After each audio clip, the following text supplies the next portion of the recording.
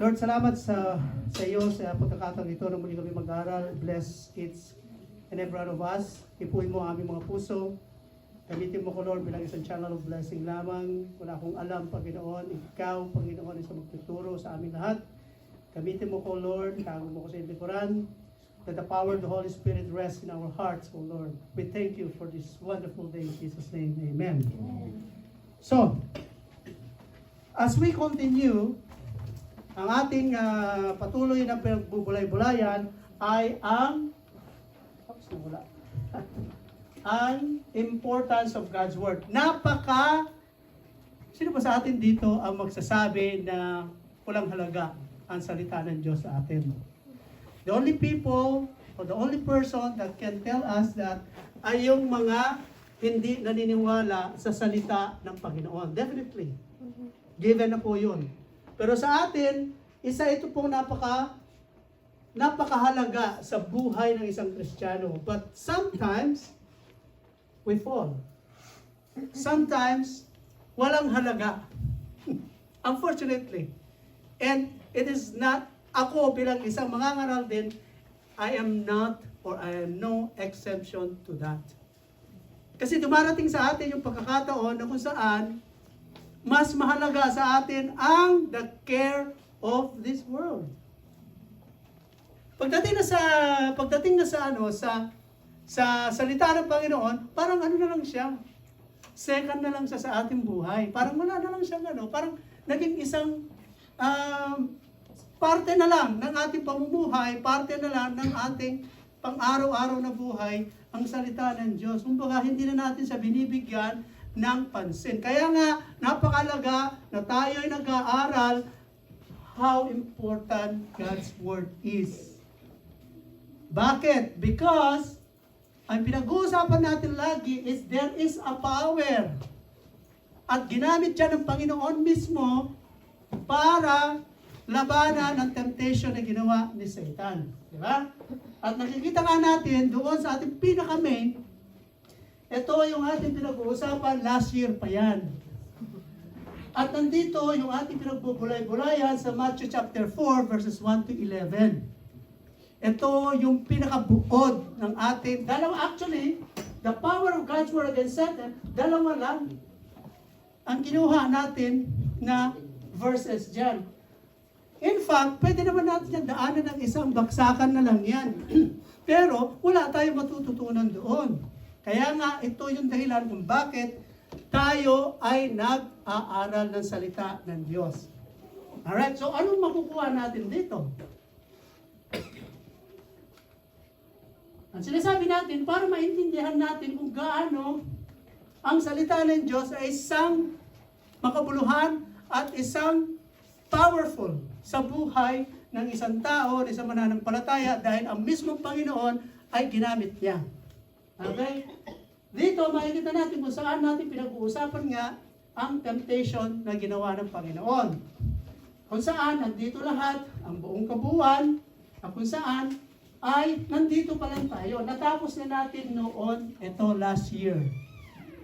So kung makikita natin mga minamahal, doon sa mga nag-aaral ng homiletics, meron tayong pinaka-main points. Diba? Anong main points natin dyan? Ayan. 1, 2, 3, 4 hanggang 5. Makikita natin yung kanyang fasting, stone to bread, pinnacle of the temple, kingdoms of the world. At nilagyan natin siya ng outline kung saan pinag-uusapan ang bawat versikulo. Ayan. So, nandito pa lang tayo sa first temptation. So, kung tutuloyan natin yan, merong ulit sub-points. Na kung saan, doon sa stone to bread na yan, merong ulit 1, 2, 3, 4, 5, 6 na pwede nating pag-aralan, i-unearth o i-expose. Ano bang ibig sabihin ng versikulong yun? So, dito, natapos na natin noon, kung naalala natin, natapos na natin ang temptation of immediate gratification. Marami tayong napag-aralan dyan.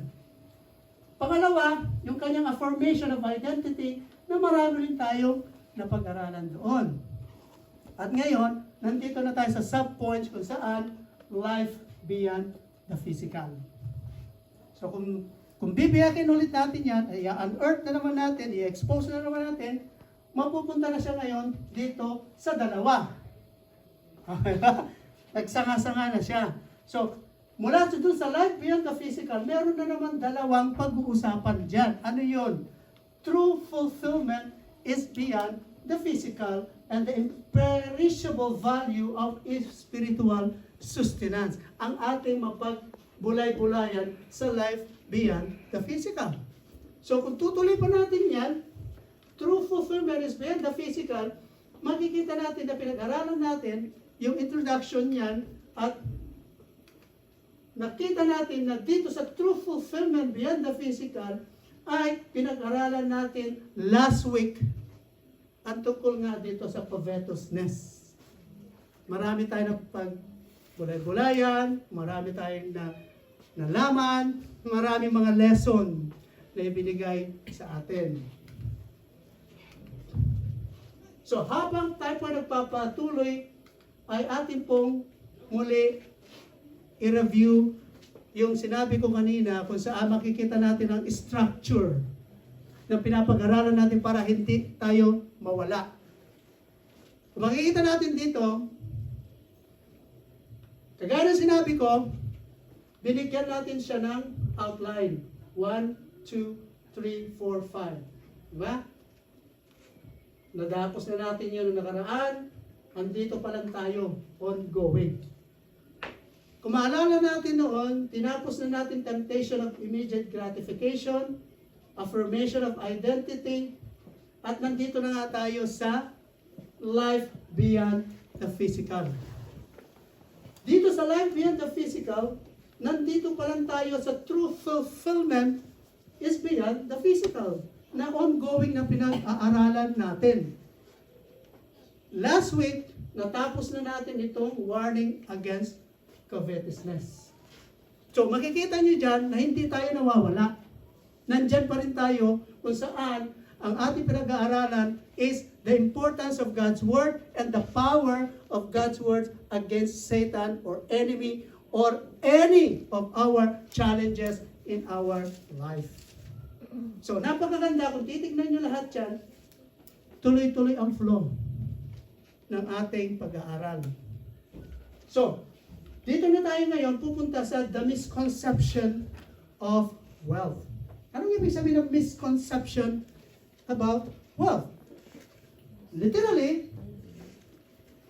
ang ibig sabihin yan, ano ba pagkakakilala natin sa isang mayaman o maraming pera o marami kang mga pag-aari?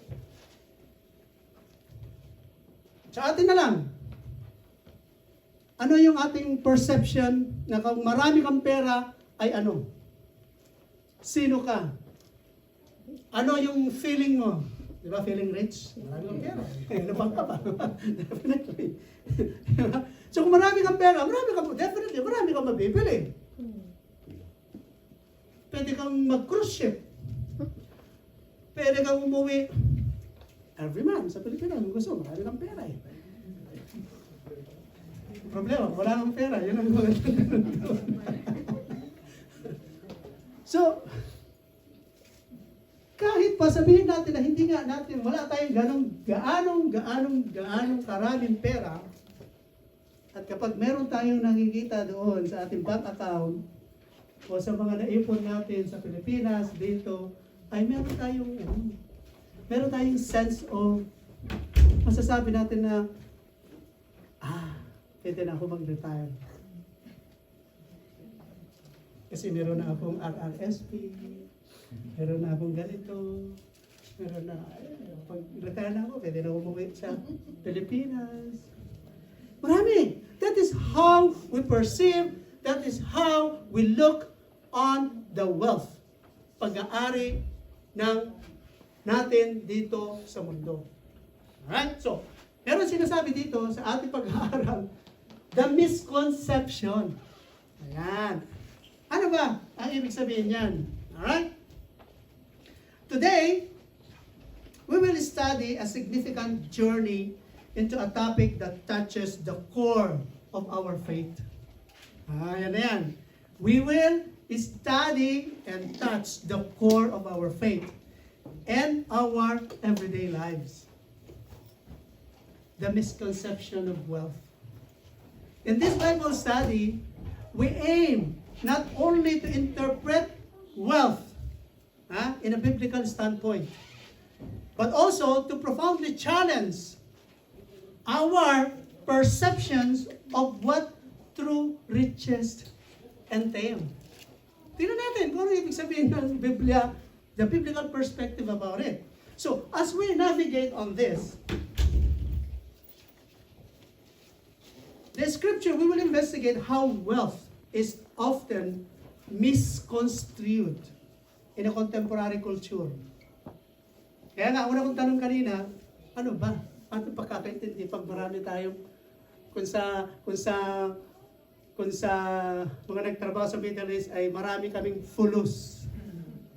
So, the world suggests that wealth signifies success and happiness. Totoo naman.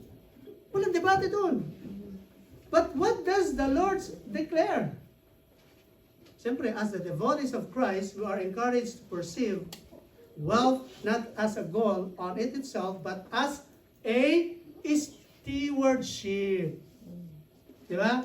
Resources entrusted to us by God for His divine purpose. Dapat. So, in this session, we will provoke thoughtful reflection on our personal views toward money and possessions. Alright? It will compel us to confront the tough questions. Ano yun? Are we serving God or mammon? No one can serve two masters, for either he will hate the one and love the other. So ano yung misconception, Pastor? Pupunta natin mamaya. Relax ka lang. Or else, he will hold to the one and despise the other. So, you cannot serve God at the same time na sinasabi sa Matthew chapter 6 verse 24 dahil dito makikita natin na ang security ay hindi sa kung ano yung financial standing mo, kundi kung ano man ang pagtingin mo doon sa kayamanan. Dito, papag-aralan natin ngayon kung bakit habang ini-explore natin itong misconception na ito, ay magsisilbi sana itong isang salamin para ma-reveal ang intention natin sa kayamanan at kung ito ay magiging lente ng ating paglakad upang sa ganun, ma-guide tayo para maintindihan natin ng maayos ang tungkol kung paano magkaroon ng kayamanan. Right. So dito, meron tayong tatlo. Meron tayong pag-uusapan kung saan kinomplement niya itong Luke chapter 12 verse 15 na makikita natin sa Ecclesiastes chapter 5 verse 10. Sabi niya rito, he that loveth silver shall not be satisfied with silver, nor he that loveth abundance will increase. This is also vanity. In this verse, kilala naman natin Solomon, di ba? Sobrang yaman niya. Alaga naman lahat, pati nga yata babae. Nakuha niya yata lahat. Sabi asawa nito eh. Ilan na asawa? 1,000. Oh. 1,000 lang. So, kumbaga, meron tayong isang man of God na kung saan inistorya doon na meron talaga siyang kayamanan at hindi lang yun, lahat na yata, pati nga babae. So, dito makikita natin, it highlights the emptiness of material pursuit without the enrichment of the soul. So, ano yung tatlo na yan? Yan. Number 1, the deception of security in wealth. Yan. Anong scriptural basis natin dyan? Yung pa rin yung ating pinaka-main na pinag-uusapan. Ang sabi niya doon, Ang reality check natin dito mga minamahal, makikita natin na dito sa Luke chapter 12, verse 16 to 21, nandito po yung isang parable na makikita natin ang reality check dyan. Wealth can create an illusion of security. Ibig sabihin, na kapag marami kang pera, marami ka ng ilusyon. Marami ka ng gustong gawin. Marami kang gustong i-accomplish. Marami kang gustong gawin sa buhay. Kasi marami kang pera eh. Hindi mo alam kung saan mo siya dapat gastusin. Hindi mo alam kung saan mo siya dapat gawin o i-dispose. So, it is misleading us to place our trust in material possession rather than in God. And as believers, we are reminded that true security is found in our relationship with God, who provides for all of our needs. Makikita natin dito na ito nga yung si mayaman, nasabi niya wala na raw siyang paglagyan ng kanyang mga kayamanan. And then what happened dito, kung ating kunin ang buong story niya, siya ay talagang kumain, whatever, ginawa niya, naging merry siya, hanggang sa sinabi ng Panginoon, kukunin ko na ang iyong buhay sa gabi ito. So dito, he tore down his barns to build bigger ones, intending to store his surplus and live in luxury for years to come. But that very night, his soul was required of him. And he discovered too late that he had invested in the wrong kind of treasure. So dito sa parable na to, it illustrates the deception of security in wealth. Diba? Iba yung kanyang pagkaintindi sa kanyang kayamanan. Ang akala niya ay magsaya, uminom, kunin lahat ng gusto, bilhin lahat ng gusto. Yun ang kanyang pagkakaintindi sa kanyang pagiging mayaman. So the rich man's possession gave him a false sense of control over his future, leading him to believe that he could secure his life with his abundance. However, he failed to realize that the true security doesn't lie in our possession, but in our relationship from God or with God, the one who holds our days and in His hands.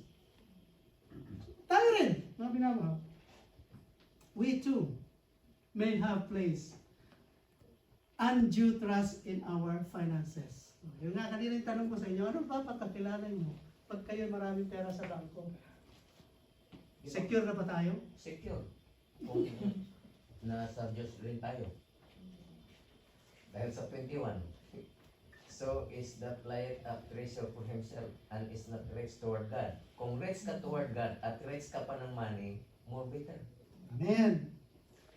So tayo, sinasabi nga dito sa ating pag-aaral kung saan the pandemic, economic downturns, and personal crisis have shown us that wealth can vanish in an instant.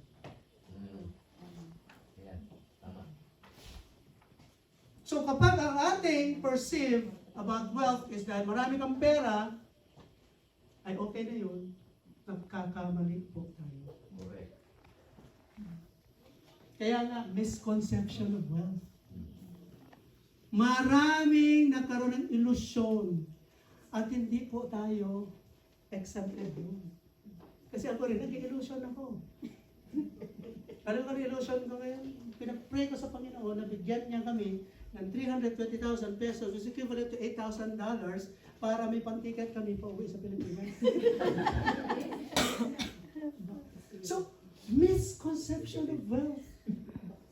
Akala natin, dahil meron tayo na itago, ay okay na yun. Hindi natin alam na ito. Pagdating ng isang panahon na hindi natin expected, baka hindi nga rin natin magamit sa ano yun eh.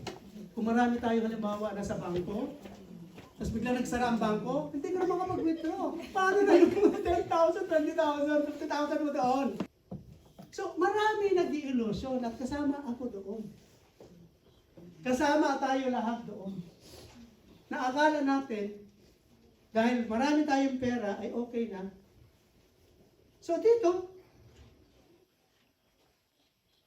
leaving us vulnerable and exposed.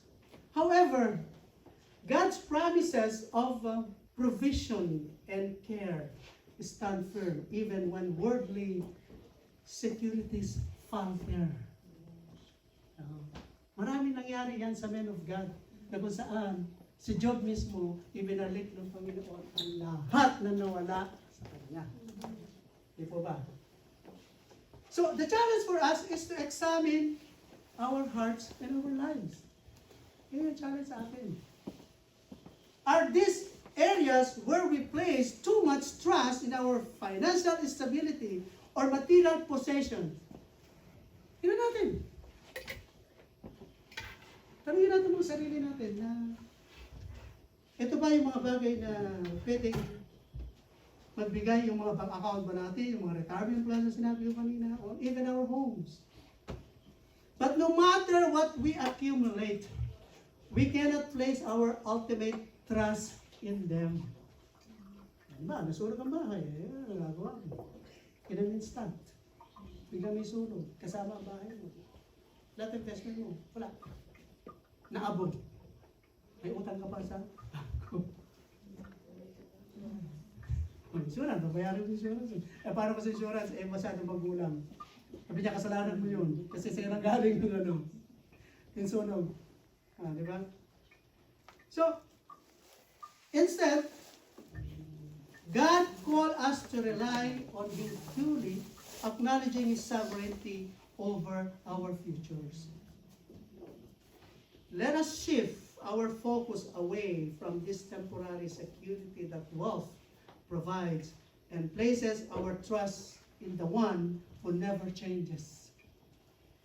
In the moments of uncertainty, let us turn to God in prayer and trusting our needs and our future to Him alone. By faith, we can confidently navigate life's uncertainties, knowing that our trust, security lies in God's unfailing provision and eternal love. Application. Evaluate areas of our life where we may have placed too much trust in financial stability. Wala namang problema. Sabi nga ni Pastor kanina, there's nothing wrong kung magkaroon tayo ng hundreds of thousands sa bangko natin. Ang problema lang doon, kagaya ng usapan natin yung nakaraan, money is the root of all evil. Kung yan ang mas nangingibabaw na sa atin, na yun ang mas mahal na natin, yun na yung umiinog ng ating buhay, na parang yun na lang yung ating kaligayahan. Diba? Realign your trust in God by actively placing your future and your needs in His hands through what? Prayer and faith. Yun lang ang pwede makapagbigay sa atin ng kayamanan. Hindi yung pera. Mas maganda, mas marami yung pera. Di ba mas maganda? Mas masaya. Di ba? May enjoy natin yung buhay. Pinagtrabawan natin yun. Pinag-ipunan natin yun. Hindi na nga tayo minsan pumupunta dito para mag-attend ng Bible study. Dahil meron tayong mga commitment. Di ba? So, That's not an excuse. so number 2,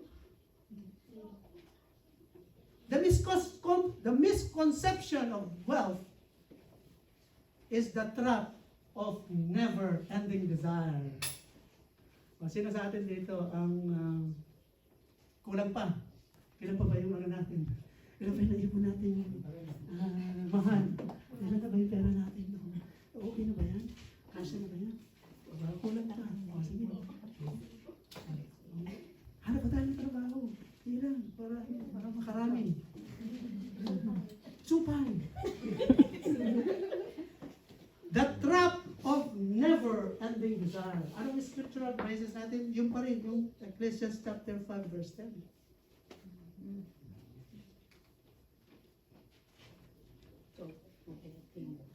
pursuit of wealth is inherently unsatisfying, as it set us on a never-ending treadmill of desire. The more we acquire, the more we want. Diba? Which can divert our focus from spiritual growth and serving others.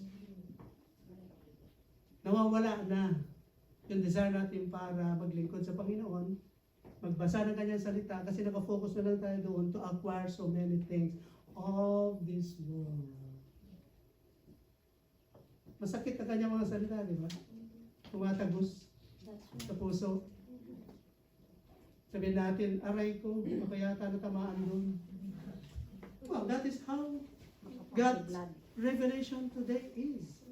Very relevant yung ating pinag-uusapan sa panahon ngayon. Dahil sobrang mahal ng mga bilihin. So, therefore, we want to acquire more.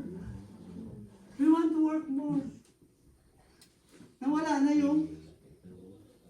sa eskwela ng Panginoon na dapat doon tayo hihingi ng Lord, yung grasyo mo, bigay mo sa amin.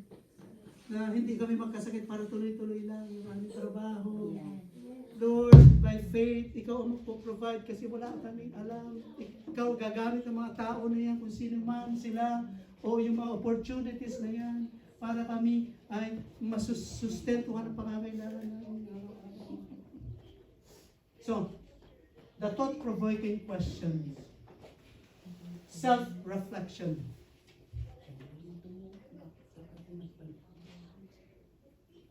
Dito, kay Ecclesiastes chapter 5, verse 10. Ang sinabi po niya dyan, si Solomon po ang nagsasabi dito. It warns against the insatiable nature of human desire for wealth. Sabi niya, he that loveth silver shall not be satisfied with silver. Sabihin, kung meron kang silver, at meron ka pa isang silver, ay gusto mo na gold. Bakit pa kailangan ng silver? why should you stick or makontento sa isang silver ulit? Hindi gold na ang susunod. Yun ang dapat i-aim mo ngayon para magkaroon ka ulit. Dapat diba? Kung mas maayos pa doon sa silver. Tignan yung biblical truth. Masakit talaga, di ba? Tagos hanggang puso. He that loveth silver shall not be satisfied with silver, nor he that loveth abundance will increase, but this is vanity. This verse illuminates a profound truth about the human condition. Ano yun?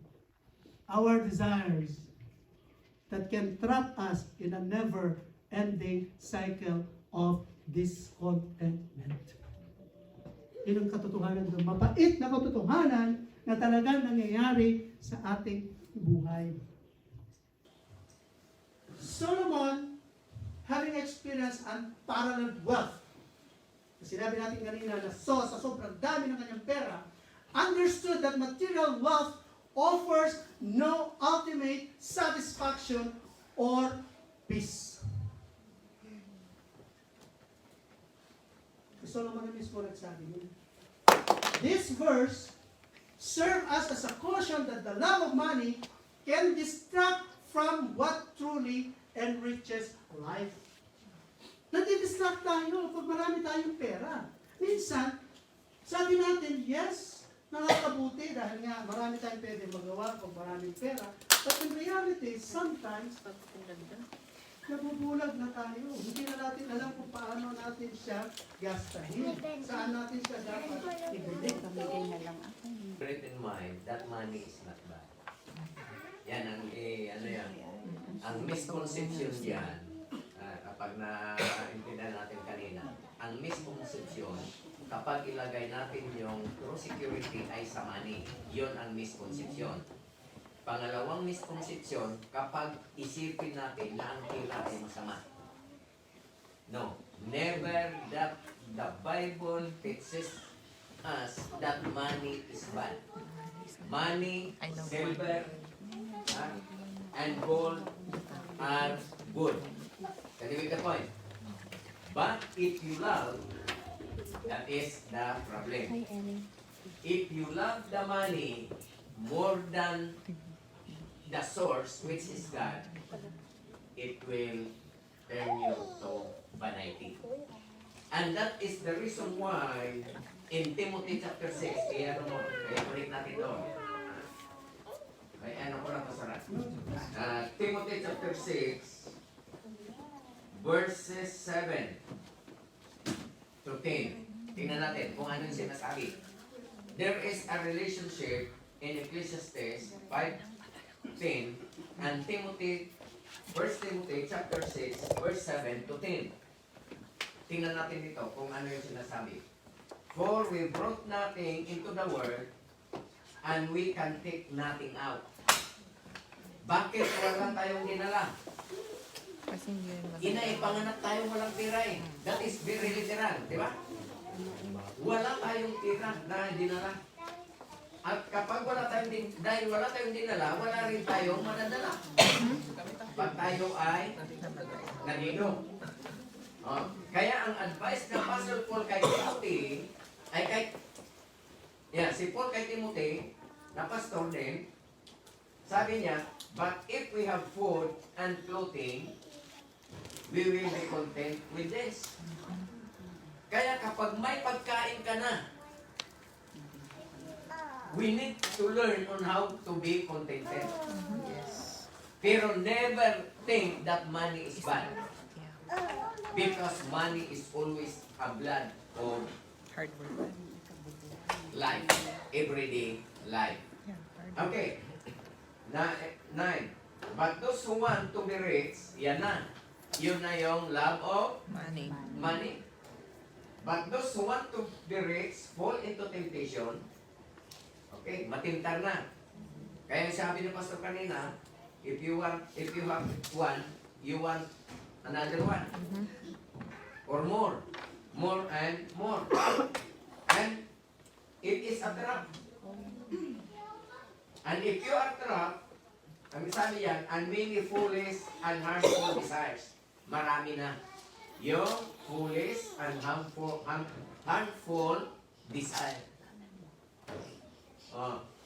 Which plunge people into ruin and destruction. Kaya may mga tao na nung wala pang gaanong kayamanan, mabait. Ngunit nung yumaman na, naging mayabang. At naging marami ng kaaway. Yan ang ibig sabihin na verse 9. Because of his harmful desires. And then in verse 10, the conclusion, dahil, bakit yung 9, tingnan nyo yung nag-aral ng mobilities. But those who want to be rich fall into temptation, a trap, and many foolish and harmful desires, which plunge people into ruin and destruction. Bakit magresulta ng ruin pagkasira? Ano ba yung ruin at destruction? Parang parehas lang. Ruin and destruction. Bakit? The answer is in verse 10.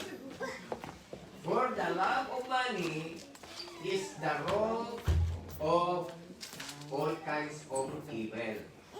And by craving it, some have wandered away from the faith. O, ito na. Ito na yung resulta ng pag-ibig sa money. They will wander away from faith. Ang una dyan, mawalan ka na ng ganang maki-worship.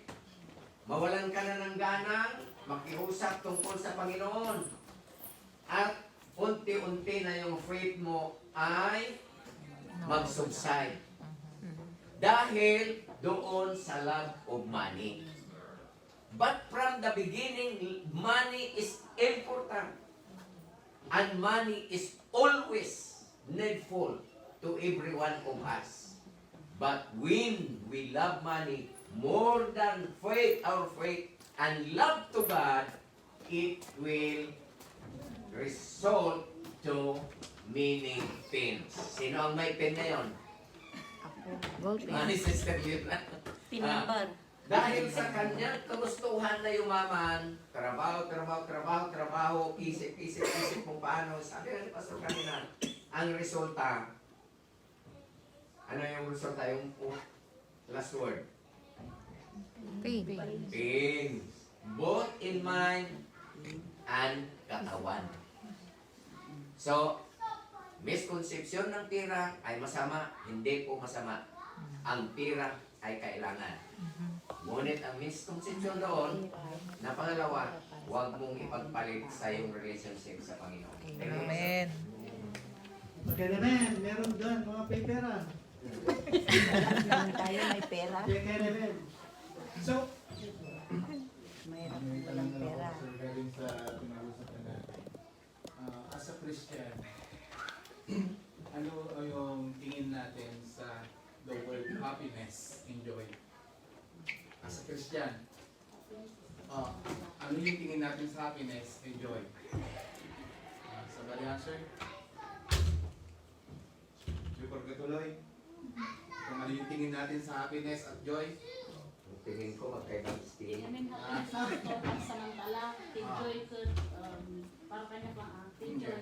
Ada kanya mo din diyan. Ada lang kayo. Dito kanya, dahil enjoy na agad ko. So, happiness, Temporary. Yeah. but joy, adaman ko kami no, but may pera ka man wala, still, you have the joy. In your heart. Right? Tama ba? Yes. Yeah. So yun yung misconception ng iba. Dahil sa pera. Na yung pera kasi na ang laking happiness kasi binibigay ko. So, yung earthly desire. Yeah, yung earthly desire na ibibigay nun. At tawag nun ay happiness, hindi joy ha.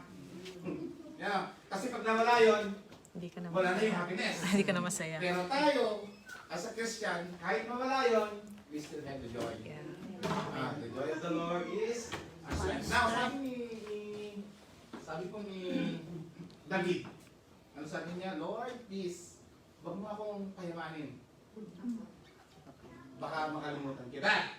Sabi niya, ito yung prayer niya. That's right. But Lord, huwag mo din akong kahirapan, Marami. baka makalimutan din kita. So, anong manalin doon? Biad dinilong. Sa yung middle lang, kumbaga contentment. Yeah, right. Contentment. Sabi kasi ni David dito sa Psalm chapter 49 verse 6. Sister Sarah, please. Psalm chapter 49 verse 6. Psalms 49 verse 6. Ano po sabi doon? They trust in their wealth and boast of their abundant riches. Lang. Ang problema kasi kung minsan, pag yumayaman na, pumapasok dito yung nagiging very trusted na tayo doon sa wealth na mayroon tayo. Nakakalimutan na natin yung blesser. Right? Nakakalimutan na natin na yun. So, dahil sa mayroon tayo, kumbaga, lahat ng problema mo wala na. So, we ignore God na. The blesser. Kasi tumatayo na tayo kung ano yung meron tayo. At, ang nagiging resulta nun, parang tumataas din yung pride natin. Kung meron tayo, napasinda natin yan.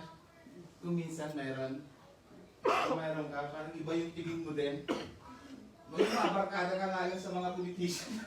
Kahit walang wala ka. Iba na yung paglakad mo. Ganon kasi tayo mga tao. Pero iba tayo mga anak ng Panginoon. Amen. Amen. So, yun. Kung hindi naman sabi nga natin, hindi masama yung magkaroon tayo ng madami. Ang masama, kung doon na tayo nagtatrust doon sa wealth na yun. At kung pumasok na yung tinatawag natin, pride, mga kapatid, dahil doon sa wealth na yun. So, yun. Kung sino yung mga may marami dyan, ako, Share. kinek ko yung CIBC ko, 69. Dahil sa dami ng bayarin, mga kapatid. Kasi, praise God. There is 69. Yung naman kasi noon, binayad na namin as advance doon sa naming apartment. So, praise God. So, kahit na yun na yung laman na, May at darating least pa. na hinihintay kami ng blessing. Na mga Next week kapatid. Yun. pwede. So, batayin natin yung mga kayamanan natin, mga kapatid. Hindi tayo bigyan ng malaking tulong. Sige, tutuloy natin. Alright. So, nakita natin, napakaganda ng mensahe kung saan marami tayong natutunan na hindi masama, magkaroon ng maraming pag-ari, huwag lang itong magkaroon ng dependency o trust tayo dyan sa mga kayamanan niya. So as we continue, ayan, kanina, yung self-reflection natin, how do you measure true success and satisfaction in your life? Are these measurements tied to material gains or spiritual and relational fulfillment? Number 2, priorities check. What roles does money play in your daily decision and long-term goals? Is it a tool for God's work? Or has it become a goal to itself? Heart examination. In what ways might, in the pursuit of wealth, be influencing your relationship with others and with God? Kailangan pwede makasagot niyan. And, as we conclude, practice contentment. Begin by identifying and thanking God for the blessing you already have, rather than focusing on what you lack. Contentment is a choice that can be cultivated by acknowledging and celebrating God's provision in your life. Kagaya ni Pastor Eli, kanina sinabi niya. Number 2, set limits on material desires. Consider setting practical boundaries on your expenditures and desires. This might involve, of course, budgeting more carefully, avoiding unnecessary purchases, or downsizing aspects of your lifestyle to live more simply and generously. Engage in generosity. Make it as a regular practice to give time, resources, and energy to others. This shifts your focus from accumulating to oneself to contribution to the community. Consider how you can use your resources to benefit others and advance the kingdom of God. Rather than kung saan nakafocus yung desire mo, i-focus mo desire mo sa Panginoon, sa paglilingkod sa Kanya. Number 4, deepen spiritual practices. Engage more deeply in spiritual practices that enhance your reliance on God. Kaya ng ginagawa natin ngayon, nagbabible study tayo, pinag-aaralan natin ang biblical truth and lesson on how to be a wise steward of what we have. It could be also engage in a prayer meeting.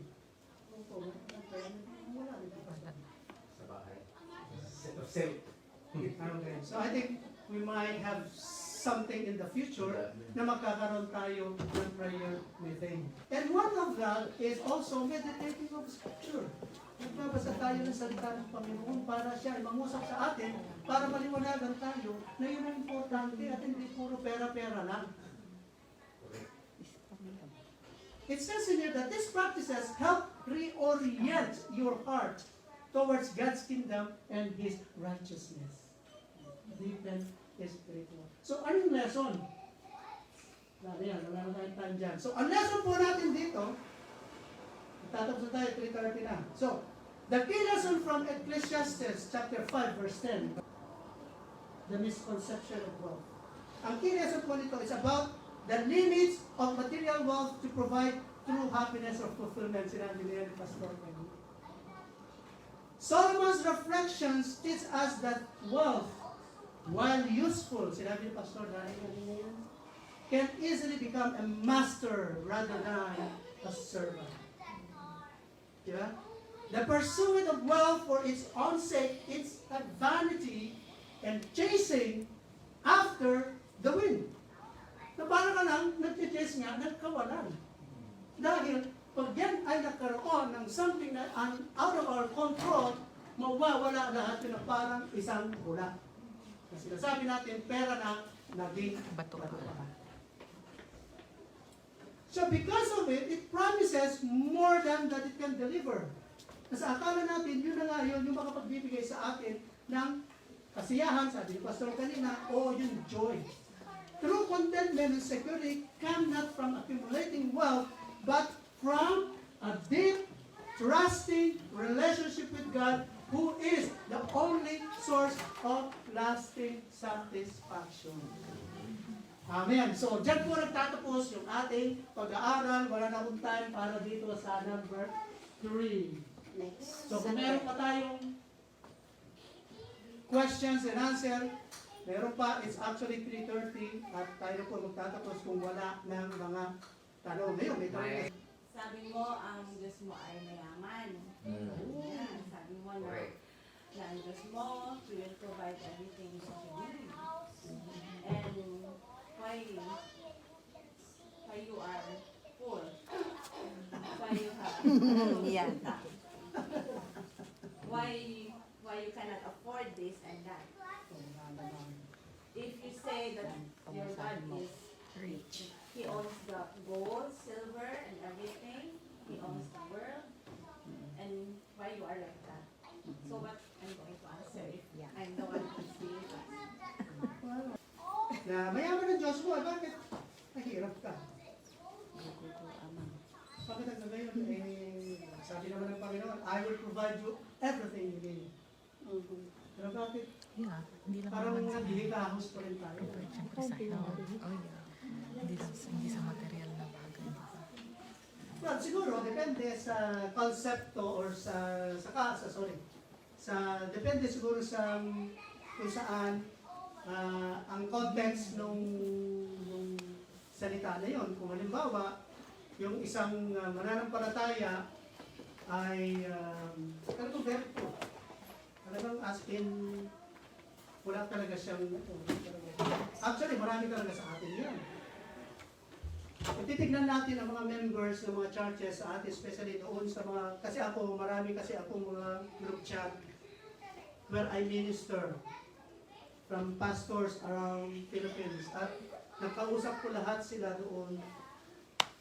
At marami ako man nakausap na ang mga pastors na yan na very dedicated, na as in wala talaga sila makain araw-araw. Saan sila kumukuha ng pagkain? Siyempre, they cultivate. So kung ano yung nakaka-cultivate nila, yun ang kinakain nila. So kung meron mga pinagkakitaan sila, doon sila kumukuha ng pagkain nila. But that doesn't consider themselves as poor. Because what they said is, I have God who sustains me. Kasi wala akong sakit. Nagsaserve ako sa Panginoon at siya yung buhay na Diyos na nagbibigay sa akin ng pangangailangan ko. Kasi minsan, meron siya mga nakausap at nagbibigay sa kanya. So, yung concept na yun, na sinasabi mo that God provides everything, He will use different people to bless us, to give us, to provide us. Marami mangyayaring ganun. So, kung ang batayan natin is our social status, talagang poor talaga tayo. And even me, I consider poor. Kung kukunin natin ang standard ng Canadian, standard of who is poor, mid, and the one, So, nakita nila doon na yung nakita na nasa mid pala ay yung may mga bahay. Nakabili ng bahay. Tapos yung rich, they are rich really kasi sila yung mga doctor, lawyers, may mga sumasweldo talaga ng mga 200,000 a year or more. Sila yung mga rich talaga. Pero sa aking status, bilang ako lang yung nagtatrabaho, walang trabaho sa mayan, we're considered poor. So if someone will ask me why I'm still poor, tinatanong, di ba? Sister, if I'm right, where God has promised me a lot. Ayoko na lang sabihin. Sige, sana lang, sabihin na lang natin, si Sister Maya, gumamit ang Panginoon para mabigyan siya ng free education at natapos niya ang PSW without a single centavo. So yun. Isa yun sa ginamit ng Panginoon para i-provide sa amin na instead na gagastos kami ng $10,000, we're given free. At kumita pa siya kasi nga nung nag-ano siya, on the job training siya, bayad yung kanyang training. So, yun ang masasabi ko kung bakit. Kung ang nagtatanong kasi is unbeliever, ang nakikita lang niya is purely, Physical. Material. ano lang, purely yung nakikita sa atin bilang isang tao na kung meron ka o wala ka. So, Sa akin kasi, tumatayo ako sa salita ng Diyos. Kung si pastore namin siya ay puro sa akin, hindi. Yeah. Because I learned on how to trust the word of God. Okay, kaya ano mga sis, tingnan nga natin. Dahil magkaiba kasi ang description po sa salitang for. Psalms 37.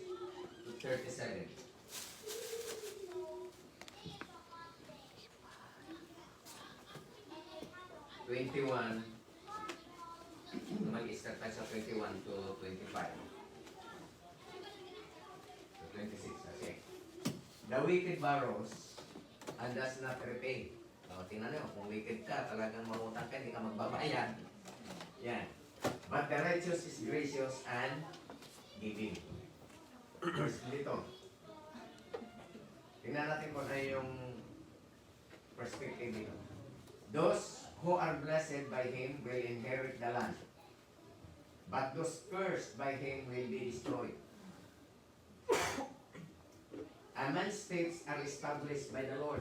See? Yan, nagsasalita yan sa mga righteous, tayo na believers.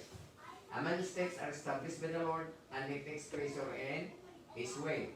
24. Though he falls, see?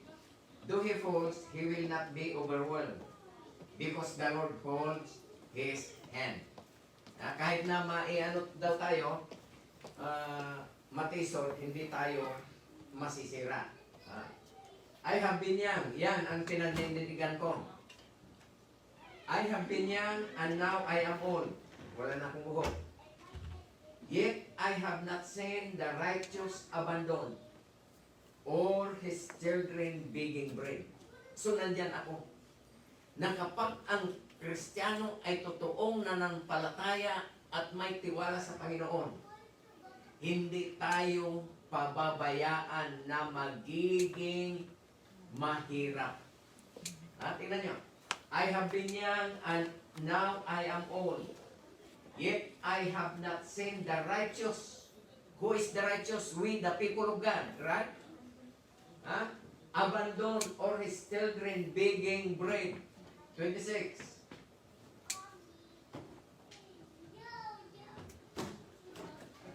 Anong sabi niyan?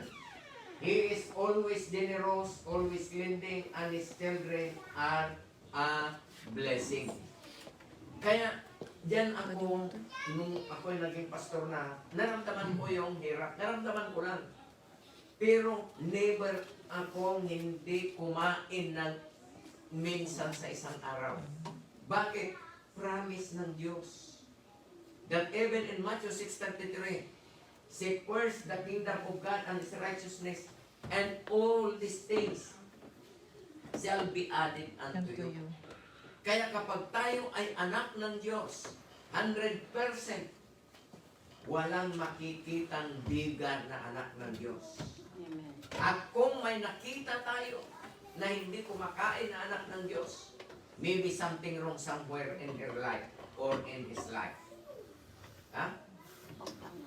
Maybe something wrong somewhere in his life or in her life.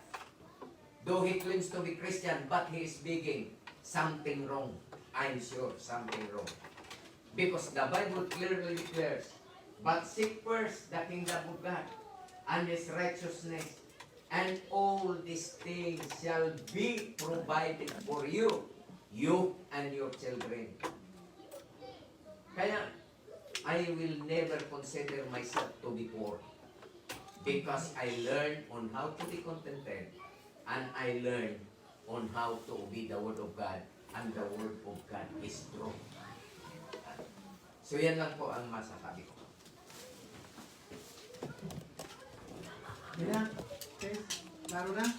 Yung aking po. Yung tanong na yun, kasama tayo kung bakit? Bakit? Hindi lahat ng blessing na natatanggap natin because of our prayer. Mhm. Naniniwala ba kayo, Lord? Ayan. Ha? Ayan. Na hindi lahat na meron tayo is dahil doon sa mga prayer natin. Yes. Somebody pray for us. Yes, I believe that. Mm. Na yung hindi ko pinag-pray yun, bakit meron? Oh. Dahil doon sa mayroon nag-pray sa atin. Now the question is, yung tanong, bakit may mga nagpanginoon na naghihirap? Well, sa loob ng church, may mga mayayaman naman. Yun yung question ko ngayon. Yung question na din. Yeah. Yung question ko ngayon, hindi tayo doon. What if that member of the church is, ginagawa niya naman lahat? Pero, Di ba? Ginagawa niya naman lahat. Pero yung mayaman na member, gawa mo naman si ganito. Meron naman siya. Bakit hindi siya magbigay? Bakit hindi niya tulungan itong tao to para umangat din? Timo. Di ba? Hello. Kaya sabi ko, hindi lahat ng prayer natin sinasagot kasi somebody pray for us for that thing na mas maganda pa, mas malaki pa kaysa doon sa pinag-pray Pinag-pray natin. natin. Now the question is, pag hindi natin sinari yun yung misconception natin ngayon as a Christian na hindi natin nakikita na bakit binigyan mo ko ng ganito? Para sa akin lang ba? Mayroon pang iba. Yun yan. Kaya sabi ko nga, something wrong somewhere. Yeah. Dahil kapag sinabi kasi natin na ang linggo ay talagang maghihirap, mababali yung salita ng Diyos. Yeah. Ang sabi ni David, I am young and now I am old. I have never seen a righteous begging. So it depends on how we describe or paningin kung ano yung mahirap. Mahirap ba dahil hindi siya kontento sa buhay? Mahirap siya pero sa buong pamilya tag-isa ng cellphone. Kasalanan niya. Pero sinasabi niya mahirap siya. Sabi niya naghirap ako pero Levi's naman ang pantalon. So it depends on, depende kung ano, yung kaya balik ka dun sa contentment. Ang feeling niya, mahirap siya dahil hindi siya kontento. Pero kung you have the joy of Christ, you can eat 3 times a day, hindi ka talaga mahirap. Mhm. Mahirap Feeling mo lang yun dahil hindi ka kontento kung ano yung meron ka. Bakit? Nakikita mo kasi yung kapitbahay mo na may 3 sasakyan. Ikaw bisikleta. Feeling mo mahirap ka na. Pero sa totoo, hindi. Can you get the point? Yes. Nakikita mo kasi na yung kapitbahay mo, may bahay na malaki, ikaw ay kubo lang. Pero hindi mo nalaman na mas maganda ang tulog mo kaysa yung nasa mansyon. Amen. Kaya ang kahirapan kung minsan, kaysa Sa sabi sarili ko, mo. something wrong somewhere. Maybe sa isip lang niya at sa kapaningin niya. Ngunit ang sabi ng Biblia, David never saw a righteous that is been forsaken or digging. Yun ang ano ko. For the last, 2 Thessalonians chapter 3 verse 10 please. So, yung punto ko kanina is, inahalin tulad ko lang yung social status ng isang tao. Okay, but I don't feel like I am poor dahil I don't feel like I am poor kasi nga God is with you. kakabili ako 230. Kaya nga. Yun ang punto. Masasabi mo pa rin ba yung poor yun? But again, kung pagbabatayan natin, sige pastor, Tuloy mo muna. kung pagbabatayan natin ang classification kung sino yung poor dito sa Canada, we are considered poor. O yan ako. Dahil doon sa aming kita. Alright? So dito, bakit nagiging poor ang isang tao? Ayan, nasa bukas. Tama.